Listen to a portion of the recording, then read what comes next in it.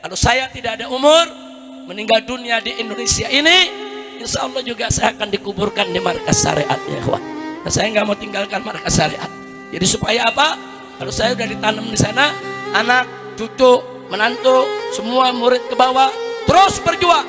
Jangan sampai pondok ini mati.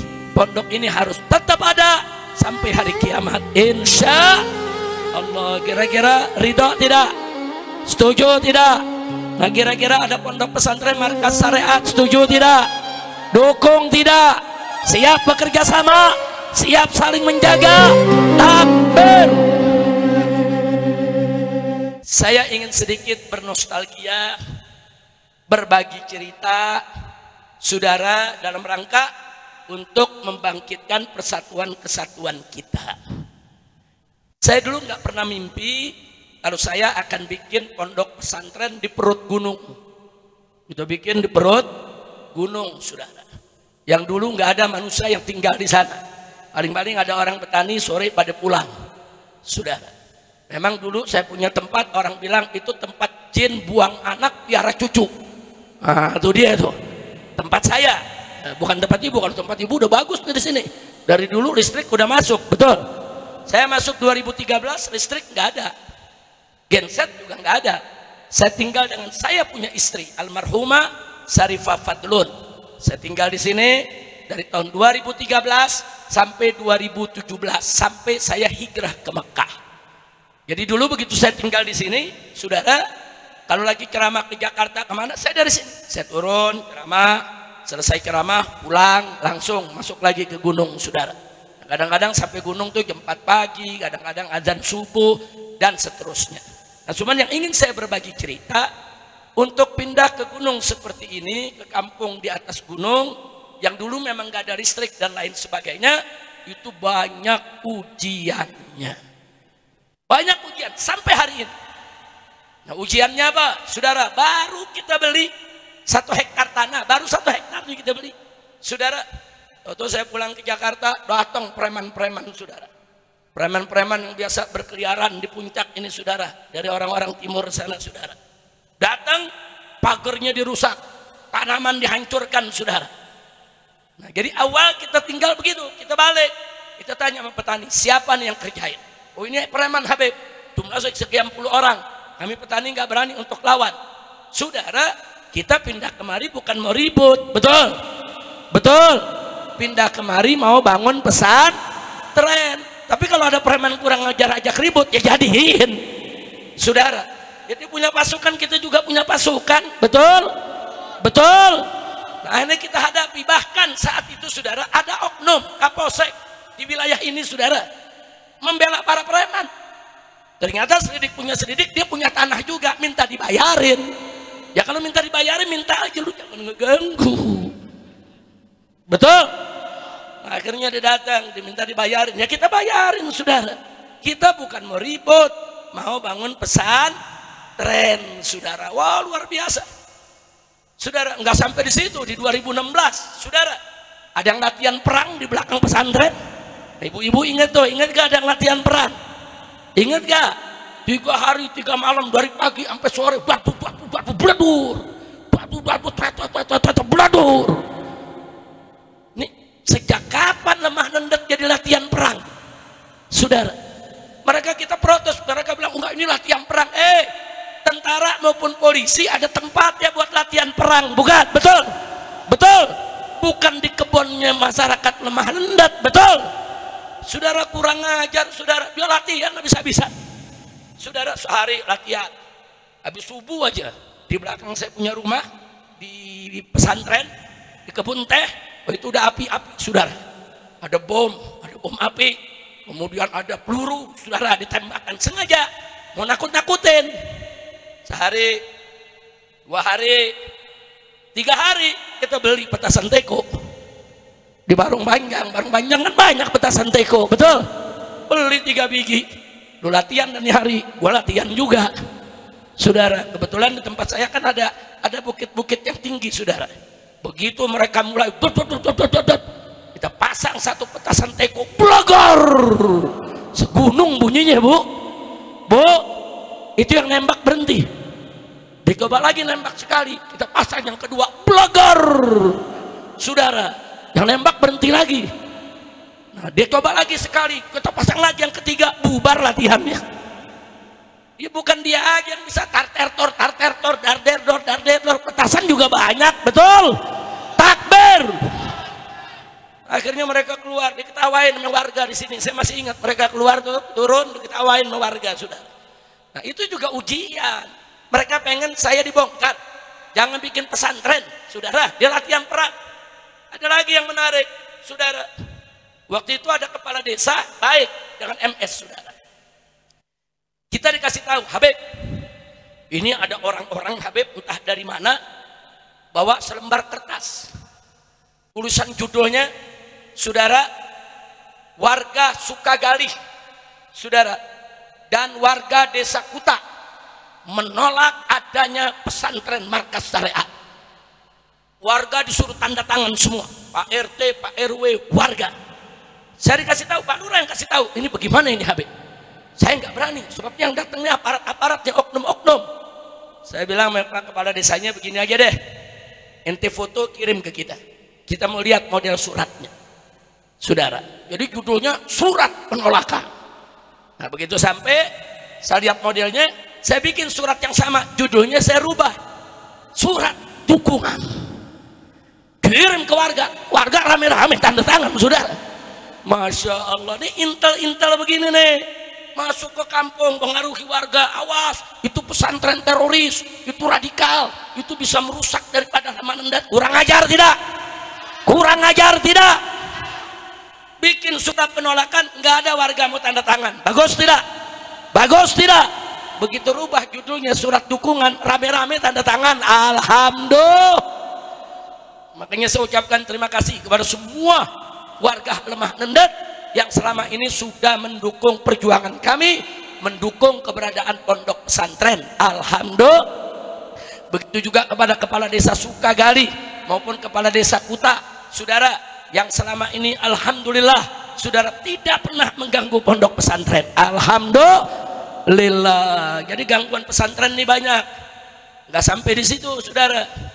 Bahkan waktu saya di sidang, gara-gara orang Lemah Nendet diri di pinggir jalan menyambut kedatangan saya. Dari Gadok kan pada keluar tuh di jalan. Habib, Habib, selamat datang, begitu Bu ya. Bu, betul Bu. Ya gara-gara ibu sambut saya ditanggap.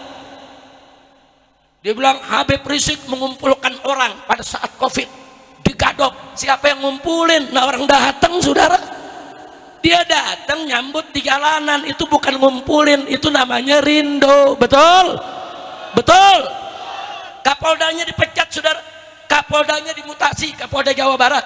Begitu juga Kapolres Bogor dicopot. Kenapa membiarkan Habib Rizik disambut? Ternyata ada yang iri, Bu. Bu, ada yang iri. Kenapa Habib Rizik pakai mobil, keluar berdiri, orang sambut, padahal nggak lempar-lempar baju. Ayo saya lempar-lempar baju gak? Lempar-lempar hadiah gak? Habib Rizik gak lempar-lempar hadiah, tapi yang ngikutin banyak. Dia ngiri. Nah kalau dia berdiri gak ada yang datang, dia lempar-lempar baju, saudara. Supaya orang pada datang. Kalau iri aja, yang gak usah nangkep orang. Betul? Takbir. Nggak sampai di situ. Saya ini kan di sidang urusan orang ngumpul. Kepala desa, Pak Camat dipanggil ke pengadilan, saudara. Yang ditanyanya bukan soal ngumpul, itu MS suratnya mana? Iya. Pengadilan soal apa yang ditanya? Soal surat, saudara. Jadi mereka membuat keputusan dari pengadilan bahwa lahan MS adalah lahan negara, MS tidak sah berdiri di sana dan wajib dibubarkan, saudara. Tapi nggak bisa kita lawan, saudara. Kita bilang kita punya transaksi kok, kita punya jual beli dengan masyarakat dalam bentuk overgarap. Ditandatangani RT, ditandatangani RW, ditandatangani kepala desa, ditandatangani Pak Camat. Bahkan, saudara, kami dapat surat dari Bupati, kami dapat surat dari Gubernur Jawa Barat ketika itu, saudara. Ketika itu tanah MS baru 33 hektar. Ketika itu dapat dukungan sampai Gubernur, saudara. Bahkan kawan-kawan pejabat ini, Habib, kalau bisa diperluas lagi. Kita perluas, saudara. Kita perluas bukan dengan menjarah, bukan dengan ngambil tanah orang, tapi diperluas dengan jual beli. Sah tidak? Saya mau tanya, sah tidak? Kesian warga kota, warga lemah nendet, saudara. Begitu saya di penjara, mereka penasaran mau bongkar ini pesantren. Bagaimana caranya? 257 warga Megamendung, baik yang rakyat biasa maupun yang pejabatnya, diperiksa di Mabes Polri, saudara. Lurahnya diperiksa, camatnya diperiksa, saudara, sekretaris sekdanya diperiksa, semua diperiksa, saudara. Ada 257 orang, semua diperiksa sebagai saksi untuk ngikat bahwa Habib Rizik merampas tanah negara. Tujuannya itu aja. Jadi sampai hari ini semua 257 orang sudah diperiksa, cuma saya doang yang belum diperiksa, saudara. Nah, jadi ini cara-cara begini, cara-cara kotor. Tapi nggak usah khawatir, ini sekarang bukan zaman Jokodok lagi, saudara. Ini sekarang zaman Bapak Prabowo. Alhamdulillah. Enggak, di zaman Prabowo, saudara, beliau bukan musuh Islam, beliau bukan musuh ulama, beliau bukan musuh pondok pesantren. Jadi Pak Lurah, Pak Haji Darman, jangan khawatir bahwa di zaman Bapak Presiden Prabowo ini, saudara, beliau tidak akan biarkan orang seenak-enaknya untuk membongkar pondok pesantren. Betul? Nah, maka itu saya mau tanya, ujian markas syariat banyak tidak? Banyak tidak? Wah, ujiannya macam-macam, saudara, macam-macam ujiannya. Saya pernah di kamar di Rumah Putih, di kamar saya, tempat saya sholat, ditembak, saudara, bolong, saudara, sniper. Nah, tapi alhamdulillah Allah kasih kita selamat. Enggak sampai di situ, saudara. Sebelum peristiwa KM 50, saudara, sebelum peristiwa KM 50, ada 3 intel band kita tangkap di villa sini nih, yang sekarang jadi gerbang Eiger, saudara. Nah, dulu di situ ada villa-villa, ada lapangan bola, ada villa-villa. Ingat tidak? Nah, itu salah satu villa dijadikan pos intelijen untuk mengawasi saya, untuk nguntit saya, bahkan untuk menghabisi saya, saudara. Nah, mereka bikin kegiatan, akhirnya digerebek sama santri dan sama laskar, saudara. Kita pegang, periksa, ada kartu BIN-nya 3-3-nya. Periksa, yang satu tentara, yang satu mahasiswa, yang satu adalah wartawan. 3-3-nya punya kartu Badan Intelijen Negara. Dia pakai mobil, mobilnya kita periksa, ternyata ada 3 plat nomor dia pakai, saudara. Nomornya pakai nomor palsu. Oh, enggak sampai di situ, kita interogasi, enggak, kita enggak colek, kita enggak pukul, kita mau tahu apa yang mereka kerjakan. Ini kejadian hari Jumat, saudara, sore. Laskar dibunuh Sabtu malam Senin pagi dini hari, saudara. Nah, begitu mereka kita periksa, mereka bawa laptop, kita buka, kita sedot isinya, saudara. Enggak, kita enggak ambil laptopnya, kita kembalikan. Kita punya ahli IT, kita punya ahli media, sedot isinya, saudara. Ternyata begitu kita buka, operasi delima, ada 300 orang dilibatkan. Kuntit Habib Rizik, ikuti, awasi, kalau perlu habisi. Kurang ajar tidak? Nah, begitu itu bongkar, saudara, mereka marah, terjadilah peristiwa KM 50, saudara. Mereka membunuh saya satu mobil, saya, istri saya, anak saya, adik cucu saya, saudara, semua cucu ikut, semua putri saya ikut, saudara. Nah, mereka ini pengecut. Kalau mereka membunuh saya, silakan, saudara, tapi jangan lakukan manuver-manuver. Ada perempuan, ada ibu-ibu, ada bayi, saudara, nggak boleh, saudara. Kalau mereka jantan, silakan, tentukan saja mau perang kapan, mau tembak-tembakan kapan, mau bawa berapa orang, tanggal, tempat, hari, tempat, silakan tentukan. Kalau mereka bawa 100 orang, saya bawa 100 orang, ayo kita tempur, jangan pengecut jegat di jalanan, betul? Takbir, angkat tangan semua, takbir, sallu ala nabi. Nah, itu kejadian di zaman siapa itu? Zaman yang kemarin. Pada sekarang gak usah khawatir, saudara. Yang sekarang insya Allah punya niat mau perang lawan mafia, mau perang lawan koruptor, dan mau perang lawan oligarki. Bagus tidak? Kemarin Bapak Presiden Prabowo Subianto, saudara, beliau memberikan pernyataan, saya akan perang lawan koruptor, lawan mafia, lawan oligarki yang menyusahkan rakyat. Dan saya tidak takut kalau mereka ngancam saya. saya akan lawan. Saya nggak takut dengan ancaman mereka. Saya tanya, peringatan presiden bagus tidak? Jujur, bagus tidak? Bagus tidak? Dukung tidak? Senang tidak? Tapi waspada. Presiden bicara, saudara, nada agak bergetar. Beliau katakan, saya perang lawan mafia, koruptor dan oligarki. Saya tidak takut diancam. Kalau presiden mengatakan tidak takut diancam, isyarat berarti ada yang ngancam. Berarti ada yang ngancam, saudara. Nah sekarang saya tanya, kalau presiden aja diancam, apalagi ente semua? Betul? Betul? Presiden aja diancam, kira-kira orang lemah nendet diancam nggak? Diancam, saudara. Nah kalau mereka berani ancam presiden, apalagi ancam rakyat, ini nggak boleh dibiarkan. Makanya saya sudah sampaikan beberapa hari ini, saudara, baik melalui DPP FPI lewat suratnya, saudara, maupun di atas mimbar, maupun lewat kawan-kawan yang ada di sekitar Bapak Presiden, saudara, bahwa kalau Bapak Presiden betul-betul serius mau perang lawan koruptor, mau perang lawan mafia, mau perang lawan oligarki, maka para habaib, para ulama, para kiai bersama umat Islam akan siap berdiri barisan depan untuk melawan para mafia dan koruptor. Angkat tangan semua, takbir.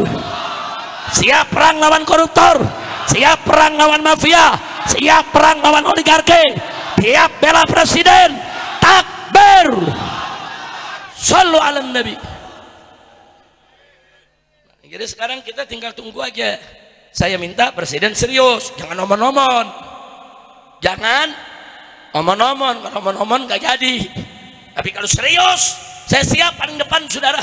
Lawan itu koruptor, oligarki, saudara, yang selama ini bikin susah rakyat. Betul? Takbir. Nah, baiklah, saudara. Nah, sekarang saya juga ingin informasikan kepada semua warga lemah nendet. Kita di pesantren ini banyak punya program. Ada program pendidikan. Dari dulu saya sudah tawarkan untuk masyarakat lemah nendet. Masih ingat Habib Hasan, masih ingat Habib Torik. Kalau masyarakat lemah nendet ada anak yatim, tapi sudah selesai SD-nya, silakan masukkan ke MS gratis. Saudara, sudah berkali-kali kita umumkan, khusus untuk masyarakat sekitar markas syariat, masyarakat Pekancilan Desa Kuta, masyarakat lemah nendet dari Desa Sukagali, silakan. Itu pesantren punya ibu-ibu, itu pesantren punya bapak-bapak. Saya perlu sampaikan, di sini ada kepala desa. Itu pesantren wakaf, bukan milik pribadi saya, bukan. Saya, anak saya, mantu saya, cucu saya, sampai ke bawah haram menjual itu tanah walaupun sejengkal, saudara. Nggak boleh, itu wakaf. Kalau wakaf itu berarti sudah punya Allah, saudara, untuk kepentingan dakwah. Nah karena itu silakan masyarakat di sini kalau mau kerjasama dengan markas syariat, silakan. Kalau ada anaknya yang yatim, saudara, yang sudah lulus SD nggak bisa lanjutin sekolah, masukkan, saudara. Di MS dapat ijazah SMP, dapat ijazah SMA, bahkan bisa melanjutkan ke perguruan tinggi. Walaupun pesantren kita pesantren salafiyah. Nah, silakan. Begitu juga para petani, saudara. Dari tahun 2013 saya persilakan. Saya beli tanah dari petani, saya izinkan petaninya Bapak kalau masih mau petani juga silakan. Enggak apa-apa. Saya bangunnya masih lama, masih ngumpulin duit. Nggak gampang bangun pondok pesantren, mungkin bisa 5 tahun lagi, 6 tahun lagi, mau nanam saja. Tapi lapor ke MS, kan ada aturannya. Lapor, tanda tangan perjanjian, silakan dia garap. Silakan, nggak perlu repot-repot cari tanah di mana-mana, saudara. Karena sekarang tanah-tanah ini, saudara, lagi diawasi pemerintah, ada yang dijual kepada pengusaha-pengusaha. Nanti kalau kita garap, kita ditangkap, dibilang kita ngerambah, saudara. Kita sediakan lahan MS saat ini di plot 100 hektar, saudara. Silakan, banyak luas. Yang mau nanam silakan. Bahkan saya senang kalau warga di sini nanam. Kenapa saya senang? Nanti warga bantuin saya jaga keamanannya. Bu, kita mau bangun rumah sehat nih, nggak jauh di sini nih. Tahu kan depan kan? Itu bukan main-main. Kita memang mau bangun klinik, poliklinik. Saudara, nanti mau yang beranak, yang mau dioperasi kecil, kita kerjasama dengan rumah sakit Umi di Bogor. Tapi untuk bangun ini kan mesti ngumpulin duit dulu. Nah, salah satu upaya kami ngumpulin duit, saudara, kami berkebun. Di atas ada kebun alpukat, ada kebun cengkeh, ada kebun kopi, ada kebun sayur-sayuran. Saudara, hasilnya buat penanam modal, buat yang kerja, dan juga buat pondok pesantren. Nah, cuman saya sedih. Sedihnya kenapa? Beberapa kali tanaman kita di atas dicolong orang. Saudara, nah, kita ini besok kadang lapor nih, saya punya mantu, Abah, ini 4 hari lagi kita mau panen nih, Pak. Alhamdulillah. Tahu-tahu 2 hari kemudian lapor lagi, Abah, udah ada yang panen duluan, Pak. Habis semua, saudara. Innalillahi wa inna ilaihi rajiun. Tapi kalau orang-orang lemah nendet yang bertani kan bisa kerjasama, bisa saling menjaga, betul? Paling tidak orang lemah nendet bisa lapor, oh ada orang tuh, entah dari mana tuh, nggak dikenal, atau bawa motor, bawa keranjang, atau bawa mobil, mereka ambil. Saudara, kalau tetangga kami masyarakat lemah nendet, ibu-ibu ada yang ngidam, pengen nyobain alpukat MS, ambil aja Bu. Ya, masyarakat mau ambil, palingan diambil berapa sih? 2, 5, 6, ambil halalan thayyibah. Tapi kalau ngambil sepuun lain itu, Bu, ngambil sepuun apa tuh namanya? Nyolongnya nggak kira-kira, saudara. Nah, makanya rumah sakitnya nggak jadi-jadi. Nah, duitnya nggak kumpul-kumpul, saudara. Nah, ini saya mau ajak kerjasama semua. Ayo kita kerjasama. Pokoknya kalau ada ibu-ibu, bapak-bapak yang petani, ada beberapa warga lemah nendet membantu di kebunnya Habib Lutfi, saudara, nanam kacang idamame, saudara, itu juga termasuk yang dicolong juga tuh, saudara. Satu petak, tahu-tahu besok mau di ini kacangnya udah nggak ada semuanya. Subhanallah, masya Allah. Ada lagi yang canggih, Bu. Kalau ini bukan di MS, saya punya sahabat Habib Muhammad bin Agil Al-Attas. Dia punya pesantren Rubatul Fatah di Ciapus, saudara. Di Ciapus, dia nanam di situ, saudara, pohon apa namanya, jahe, saudara. Kan jahe itu buahnya di bawah tuh, saudara. Nah, dia kasih kabar, Habib Rizik, kita mau panen jahe, kapan antum mau datang? Ya, insya Allah nanti kita datang. Cuman saya nggak bisa datang, akhirnya ada acara. Begitu harinya, saudara, santri turun, ingin panen, begitu diangkat tinggal daunnya doang. Bisanya tuh maling ngambil jahenya ditanam lagi. Jadi dari luar gak kelihatan, saudara. Begitu dicabut, semua jahenya udah habis. Emang super ini pada maling, saudara. Gawat tidak? Gawat tidak? Maka itu saya mau tanya orang lemah nendet nih, mau bantu Habib tidak? Mau bantu pesantren tidak? Siap kerjasama? Takbir! Saudara, saya mau kasih info lagi. Dulu ada tanah lapangan bola yang sekarang jadi gerbang Eger. Eger meminta itu, saudara. Kita punya syarat, bukan tidak. Sampai saat ini baru sebagian syarat dipenuhi. Saya katakan boleh, silakan ambil, silakan Anda bikin itu gerbangnya. Tapi ingat ya, satu, jangan coba-coba bikin tempat wisata yang pakai maksiat. Orang lemah nendet nih orang taat beragama, orang agamis, nggak mau ada maksiat di lemah nendet. Betul? Takbir. Itu yang pertama. Yang kedua, saya bilang tanah markas syariat harus diganti. Saya nggak mau terima duit, enggak.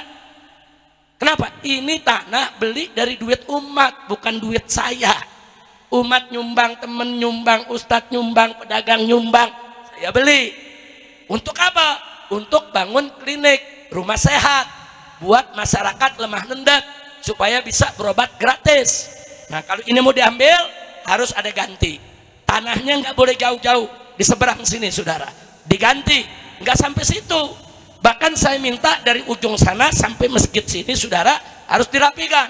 Ini masjid harus dibangun, bikin 2 lantai, bikin 3 lantai, bikin yang keramik yang bagus, saudara, supaya masjid ini makmur. Perbaiki yaitu tempat daripada wudhunya, perbaiki tempat toiletnya, saudara. Dan setelah masjid, bikin tempat UMKM, biar masyarakat di sini bisa berdagang, produk-produk hasilnya. Jangan nanti di sini ada yang wisata, yang dagang dari luar, betul? Musiknya yang dagang orang lemah nendet, betul? Jadi saya minta komplek ini sampai masjid, sampai depan ada rumah sakit, ada UMKM, ada masjid. Wilayah masjid mesti diperluas. Setuju tidak? Setuju tidak? Takbir. Ya, tapi kalau mereka nggak mau, ya kita nggak mau juga, saudara. Nggak bisa. Ada beberapa tanah masyarakat dan juga tanah MS yang sampai hari ini belum dibayar oleh Eger. Kita sudah ketemu dengan Eger. Kita nggak mau ribut. Kita nggak mau ribut. Mereka mau bayar pakai duit. Saya nggak mau duit. Anda ambil 1 hektar ganti 1 hektar. Anda ambil 10 hektar ganti 10 hektar. Nah, jadi sekali lagi kita minta diganti sesuai, saudara, dengan yang kita miliki. Saya bilang itu 10 hektar tanah markas syariat di dalam Eger, saudara, itu bukan duit pribadi saya beli, bukan. Itu duit umat. Habib, ini kita nyumbang 5 juta. Habib, ini ada 10 juta. Habib, ini ada 5.000. Habib, ini ada 20.000. Kita kumpulin, beli tanah untuk pesantren, saudara. Nah, kalau memang dari pihak pemerintah ada mau ambil, silakan. Ya, tapi duduk dong, musyawarah dong, betul? Takbir. Maka itu saya mau siap jaga pesantren, siap bela pesantren, siap untuk kerjasama dengan pesantren. Takbir. Nah, ini gangguan yang terbaru, saya mau kasih tahu semua saudara, hati-hati. Saya nggak mau nanti masyarakat petani diadu domba antar petani, atau diadu domba dengan masyarakat lemah nendat, atau diadu domba dengan pesantren, saudara. Sekarang ada gerakan tanah di belakang diambil, alasannya untuk food estate, untuk ketahanan pangan nasional. Ini dulu program Bapak Presiden ketika beliau itu masih menjadi Menteri Pertahanan. Nah, ini triliunan duitnya, bukan miliaran lagi. Nah, menawarkan kerjasama kepada masyarakat. Nah, bagaimana masyarakat bikin ketahanan pangan, nanam padi, nanam segala macam kebutuhan. Karena Pak Bu, dikhawatirkan 5-10 tahun ke depan dunia ini akan krisis pangan. Di mana-mana akan krisis pangan. Duit sebanyak apapun, emas sebanyak apapun, nggak ada gunanya. Nanti orang bisa perang berebut nasi, orang bisa perang berebut beras, orang bisa perang berebut jagung, saudara. Nah, maka itu program pemerintah sudah bagus. Ada food estate, bikin ketahanan pangan seluruh Indonesia. Duitnya triliunan, sudah bagus. Ya cuman jangan ada yang korupsi, betul? Betul. Dan jangan ada yang pakai nama food estate untuk ngambil tanah rakyat, betul? Nah, makanya saya kaget, kok tanah MS yang di belakang, tahu-tahu ada orang masuk bilang ini untuk food estate, ini program pemerintah, saudara. Udah gitu dia kumpulkan, entah petani dari mana, mereka bilang ini tanah mereka. MS ini beli tanah dari para petani, ada surat offer garapnya, lengkap, 1 bundel. Yang mau datang lihat silakan, saudara. Kita nggak pernah ngambil tanah orang. Nah, karena itu kepada oknum-oknum tentara, oknum-oknum polisi, oknum-oknum pejabat yang ada di Bogor atau Jawa Barat ini, silakan mau bikin food estate ketahanan pangan, silakan. Tapi izin dulu dong yang punya tanah, betul? Betul. Datang ke MS bagaimana kita kerjasama? Kami butuh tanah 10 hektar untuk tanam padi, silakan. Kita bikin perjanjian, saudara. Bukan datang main kaplok tanah orang. Kalau caranya begitu, saya tanya, biarkan atau lawan? Biarkan atau lawan? Takbir. Dan ini saudara akan saya laporkan langsung ke Bapak Presiden. Karena orang-orang begini selalu pakai nama, kami dari TNI, kami diperintah Presiden. Nggak usah cerita-cerita diperintah Presiden lah, saudara. Presiden nggak suruh ngerampas tanah rakyat, saya tahu kok. Presiden nggak suruh itu ambil tanah rakyat, saya tahu. Nggak ada tuh Prabowo instruksi ambil aja tanah rakyat buat full estate, nggak ada. Food estate dana resmi dari pemerintah triliunan, kerjasama dengan pemilik tanah dan dengan para petani. Bagus tidak? Nggak boleh ngambil tanah. Nah, maka itu saya minta kepada warga lemah nendat, begitu juga Sukagali semuanya, termasuk yang dari Pekancilan, Desa Kuta, hati-hati kalau ada yang datang, ini ada duit nih, sekian miliar, sekian ratus juta, yuk kita ambil tanah, yuk main kita tanam, hati-hati. Kalau itu tanah milik orang, jangan sembarangan kita garap. Nanti akhirnya kita diadu, saudara. Nanti kita diadu dengan pemilik tanah, betul? Saya mau tanya sekarang, mau diadu domba tidak? Mau diadu domba tidak? Jangan, saudara. Nah, saya akan terus perhatikan ini, dan di PPFI nanti akan ikut membuat laporannya. Nah, jangan sampai ada oknum-oknum yang mau coba-coba untuk menekan rakyat. Saya akan lawan, saudara. Enggak, Saya merasa saya di jalan yang hak kok. Saya beli kok. Saya bukan merampok kok. Saya bukan merambah kok, saudara. Saya lawan. Saya lawan. Nah, jangan coba-coba mereka mengganggu lahan pondok pesantren. Begitu juga masyarakat. Masyarakat lemah nendat, nggak boleh ada yang sembarangan ngusir. Betul? Betul. Kalau mereka perlu tanah lemah nendat, duduk dengan masyarakat, tawar dengan masyarakat dengan harga yang diridhoi masyarakat. Betul tidak? Takbir. Saya mau tanya orang lemah nendat, kalau ada orang dari luar mau gusur tanah kita, biarkan atau lawan? Biarkan atau lawan? Pondok pesantren Markas Syariat bersama Dewan Guru dan seluruh pegawainya serta santrinya akan selalu membela masyarakat lemah nendat kalau ada mau diganggu oleh siapapun. Angkat tangan semua. Takbir. Takbir. Sallu ala nabi. Alhamdulillah. Nah, baik ya kawan, itu yang saya mau sampaikan. Mudah-mudahan ke depan kita bisa kerjasama lagi lebih baik. Amin. Doain biar rumah sakitnya jadi. Amin. Saya sebut bukan rumah sakit, rumah sehat. Ada yang nanya kenapa rumah sehat, Habib? Saya khawatir kalau disebut rumah sakit, masuk sehat keluar sakit. Yang masuk sakit keluar lebih sakit. Namanya rumah sakit, makanya kita kasih rumah sehat. Karena dalam bahasa Arabnya pun disebut mustasfa, tempat penyembuhan, bukan tempat penyakitan, saudara. Makanya kita sebut rumah sehat. Ini kalau betul-betul ada rezeki nih, Allah gampangkan, Allah mudahkan. Ini bentuknya poliklinik. Nanti ada THT-nya, saudara, ada dokter kandungannya, saudara, ada buat melahirkannya, ada juga dokter giginya, ada juga dokter sarafnya, saudara, apa saja. Orang sekarang banyak kena stroke, nanti kita siapkan dokter ahlinya, saudara. Nah, dan kita akan tuntun masyarakat. Habib, kita nggak ada yang punya BPJS, kita tuntun. Bagaimana supaya semua masyarakat bisa punya BPJS? BPJS itu hak rakyat, saudara. Hak rakyat. Nggak boleh ada rumah sakit yang seenaknya menolak, saudara. Nah, maka itu sekali lagi, insya Allah rumah sehatnya dijadikan oleh Allah. Amin. Ya Rabbal Alamin. Jadi di dalam kita mau bangun masjid raya untuk pondok pesantren, dan saya berharap juga masjid di sini nanti kita sama-sama bareng-bareng supaya bisa dipugar dengan ada kepala desanya di sini dengan masjid yang lebih bagus. Bagus masjidnya, bagus isinya. Insya Allah. Nah, baik. Ibu-ibu, bapak-bapak, sebelum saya akhiri, saya di Mega Mendung ini, khususnya di pesantren Markas Syariat, punya kenangan yang sangat indah, yang begitu luar biasa dengan almarhumah istri saya dari awal membangun pondok pesantren. Jadi ini pembangunan pondok pesantren, dulu saya nggak pernah sangka apa iya bisa bangun pondok. Listrik nggak ada, air susah, saudara. Tapi sedikit demi sedikit, mulai dari saya tinggal di gubuk, ada gubuk pakai lampu pelita tuh. Jadi kalau kita tidur pakai lampu pelita, bangun tidur pakai pada hitam kita punya muka.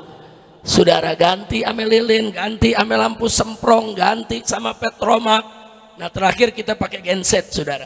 Kita bangun saung-saung dari bambu, dari kayu, saudara. Tapi lama-lama alhamdulillah, tahu-tahu baru setahun Allah kasih jalan masuk listrik. Saudara, tidak pernah saya sangka, tapi saya anggap itu isyarat, saudara.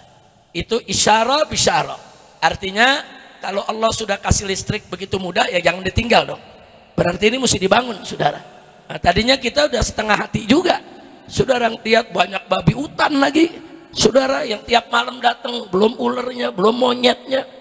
Wah, luar biasa. Monyet di sini nih, saudara, sama kiai cintanya bukan main. Saking cintanya bukan dicium tangan, digigit.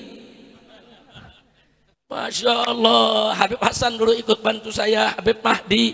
Awal kita ngajar di sini, saudara. Jadi luar biasa kenangan saya. Nah, alhamdulillah saat ini saya sudah punya menantu-menantu yang mereka para ustadz. Ada yang lulusan Mesir, ada yang lulusan Yaman, ada yang lulusan yaitu Jamiatul Ahqaf, ada yang lulusan Universitas Azhar di Kairo. Nah, akhirnya sebagian besar anak-anak saya dengan para menantu saya tinggal di Markas Syariat. Tinggal di Markas Syariat. Mereka yang jaga, mereka yang kembangkan. Ada Habib Muhammad bin Hussein, dulu beliau ketua umumnya. Tapi begitu beliau menjadi ketua umum DPP FPI, tugasnya begitu banyak. harus keliling Indonesia, buka cabang-cabang FPI di berbagai tempat. Akhirnya sekarang Habib Muhammad bin Hadi Al-Habsyi yang menggantikan beliau, tapi tetap beliau ketua harian, beliau yang kontrol semua karena beliau yang pengalaman.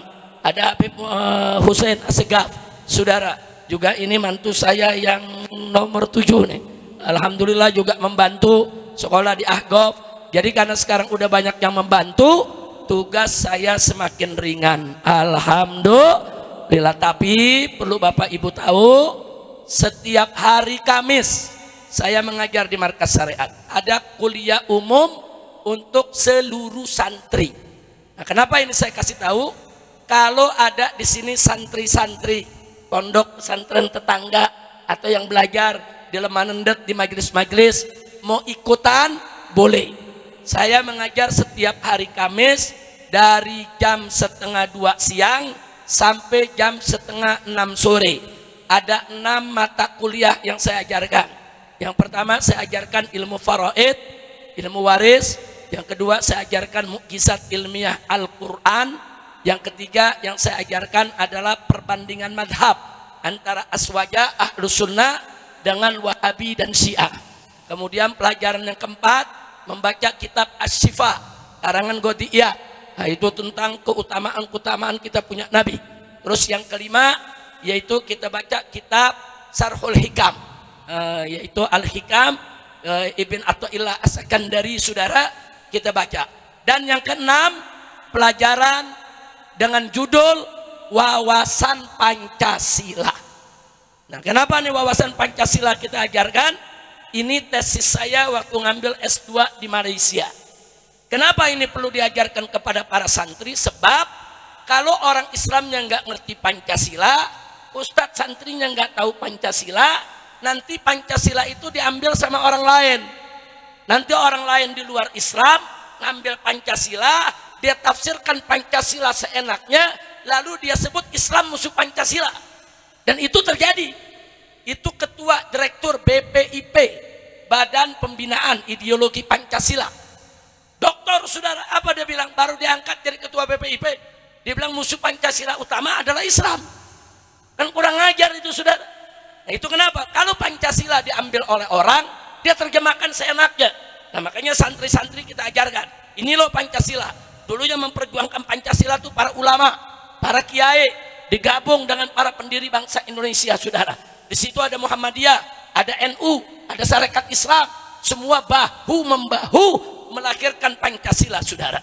Nah, makanya di pesantren kami ajarkan Pancasila dengan persepsi umat Islam, saudara. Jangan sampai umat Islam dituduh, difitnah sebagai kelompok yang anti Pancasila. Jadi kalau mau ikut ngaji silakan. Setiap hari Kamis jam 1:30 siang sampai jam 5:30. Karena setiap hari Kamis saya dengan para santri ziarah, khusus ziarah makam syuhada.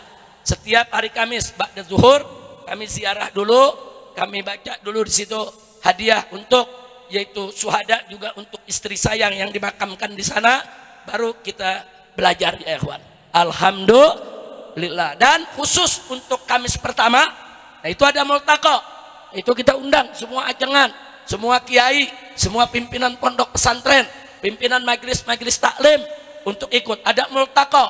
Jadi kiai-kiai dari Banten, kiai-kiai dari Jawa Barat kita kumpulkan, kita ngaji bareng-bareng. Ada Kiai Haji Husnuddin yang baca kitab Sarah Minhajul Abidin. Ada Buya Ahmad Qurtubi Jailani yang dari Banten, itu membaca kitab Abu Yasaid Muhammad Al-Maliki, kitab Mafahim, saudara. Nah, jadi sekali lagi saya sendiri juga membacakan disertasi S3 tentang manahijul tamyiz. Itu Kamis pertama. Nah, kalau Kamis ketiga khusus ibu-ibu. Nah, ibu-ibu lemah nendak boleh ikut tuh semua. Jadi ibu-ibu semega mendung semua kita undang. Waktunya dari jam 9 pagi sampai zuhur. Nah, ini terbuka untuk umum. Sekali lagi, pesantren Markas Syariat punya ibu, punya bapak, punya masyarakat Sukagali, punya masyarakat yaitu daripada Kuta Pekancilan, saudara, bukan milik pribadi saya. Catat itu. Ini saya punya menantu Habib Muhammad bin Usul Atas, Habib Muhammad bin Hadi Al-Habsyi, Habib Hussein Segaf, masih ada Habib Hanif Al-Atas, masih ada yang lainnya. semua sudah saya kumpulkan. Ingat ya, ini wakaf, ini buat umat, nggak boleh ada yang jual sejengkal pun. Mau bangun rumah silakan, tapi rumah itu milik pesantren. Mau bangun apa lagi di situ silakan, tapi yang dibangun milik pesantren. Jadi kalau ibu lihat saya di sana punya rumah milik pesantren, bukan milik saya. Nah, lu kenapa saya tinggal di situ? Karena saya ngajar. Di situ kan ada rumah guru. Yang ngajar silakan tinggal di situ. Nah, doakan supaya markas syariat ini betul-betul jadi pondok pesantren yang diberkahi oleh Allah. Dan kita siap kerjasama dengan semua pondok pesantren yang ada di Megamendung. Kalau ada pondok-pondok pesantren perlu bantuan kami, perlu kerjasama dengan kami, perlu ada kunjungan-kunjungan, studi banding dan lain sebagainya, silakan. Pesantren kami terbuka buat umat Islam dan insya Allah akan selalu jadi benteng Ahlus Sunnah wal Jamaah. Dan yang terakhir, kalau saya tidak ada umur meninggal dunia di Indonesia ini, insya Allah juga saya akan dikuburkan di markas syariat ya ikhwan. Nah, saya nggak mau tinggalkan markas syariat. Jadi supaya apa? Kalau saya udah ditanam di sana, anak, cucu, menantu, semua murid ke bawah terus berjuang. Jangan sampai pondok ini mati. Pondok ini harus tetap ada sampai hari kiamat insya Allah. Kira-kira ridho tidak? Setuju tidak? Nah, kira-kira ada pondok pesantren markas syariat, setuju tidak? Dukung tidak? Siap bekerja sama? Siap saling menjaga?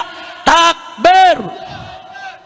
Teman, ada satu yang saya mau sampaikan tadi, saya kaget. Saya bilang ini ibu-ibu duduk, ini bukan jalanan ini. Ada Habib Muhammad, iya Pak, jalanan. Kok ditutup? Ya buat jegat Abah supaya nggak ke Jakarta. Jadi Habib Thorik nih tahu setiap hari Kamis saya ada di pondok, saudara. Pulangnya lewat sini, makanya dijegat, jadi nggak bisa pulang ya Bu. Nah, tapi nggak usah khawatir, saya udah janji dengan beliau, dengan masyarakat kapan saja kita mau bikin acara, insya Allah saya akan hadir. Tapi undangnya dari jauh-jauh waktu, jangan mendadak, karena kita juga banyak keluar kota. Nah itu saja, dan tolong para kiai, para ajengan, para ustadz yang ada di sini, saya titip mantu-mantu saya, anak-anak saya yang mengembangkan pondok pesantren supaya bisa, yuk sama-sama kita kerjasama untuk bisa dijaga insya Allah. Nah itu saja, terima kasih. Hadani Allah wa iyyakum ila siratal mustaqim. Wassalamualaikum warahmatullahi wabarakatuh.